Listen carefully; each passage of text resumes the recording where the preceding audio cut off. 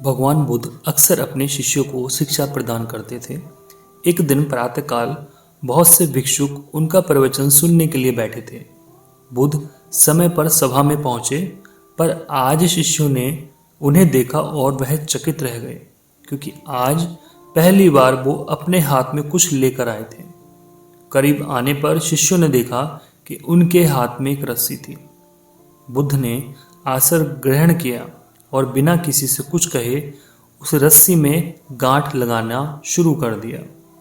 वहां पर उपस्थित सभी लोग यह देखकर सोच रहे थे कि बुद्ध आगे क्या करेंगे। तभी बुद्ध ने सभी से एक प्रश्न किया, मैंने इस रस्सी में 3 गांठें लगा दी है। अब मैं आपसे यह जानना चाहता हूं कि क्या यह रस्सी वही रस्सी है जो गांठ लगाने से पूर्व थी। उन्हीं में से एक तेज शिष्य, एक चतुर शिष्य ने उत्तर में कहा, गुरुजी, इसका उत्तर देना कठिन है। ये वास्तव में हमारे देखने के तरीके पर निर्भर करती है।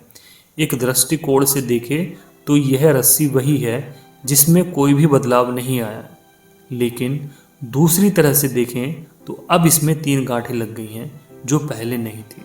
अतः इसे बदला हुआ कह सकते हैं, पर यह बात भी ध्यान देने वाली है कि बाहर से देखने में भले ही यह बदली हुई दिख रही हो, लेकिन अंदर से तो यह वही है जो पहले थी। इसका रूप बदल दिया गया है, अपरिवर्तित कर दिया गया है, का रूप बदल दिया गया है। बुद्ध जी ने कहा, सत्य है, अब मैं इन गांठों को खोल देता हूं। यह कहकर बुद्ध जी ने रस्सी की दोनों सिरों से गांठ को खींचना शुरू कर दिया। उन्होंने पूछा कि क्या तुम्हें लगता है इस प्रकार खींचने से क्या मैं इन गांठों को खोल सकता हूं? एक चतुर शिष्य ने बोला, नहीं नहीं, ऐसा करने से तो गांठें और तेज कस जाएंगी और इन्हें खोलना और मुश्किल हो जाएगा। बुद्ध ने कहा, ठीक, अब एक आखिरी प्रश्न है। बुद्ध ने कहा, ठीक है, अब एक आखिरी प्रश्न है, बताओ इन गांठों को खोलने के लिए हमें क्या करना होगा। शिष्य बोला, इसके लिए हमें इन गांठों को गौर से देखना होगा ताकि हम जान सकें कि इन्हें कैसे लगाया गया है और फिर हम इन्हें खोलने का प्रयास कर सकते हैं। मैं यही सुनना चाहता था।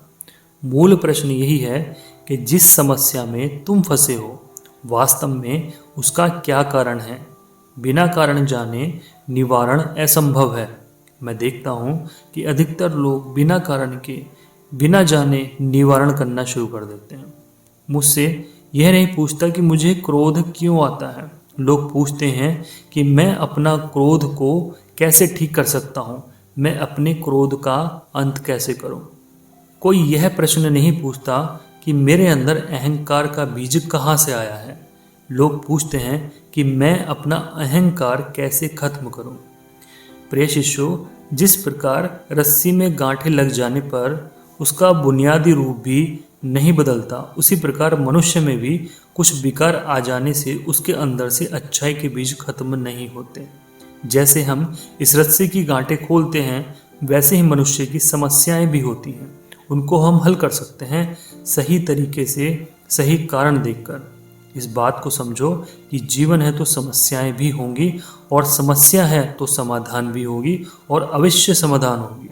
आवश्यकता है अवश्य रहेगी, और इससे हम कभी भी समस्या के कारण को अच्छी तरह से जान सकेंगे।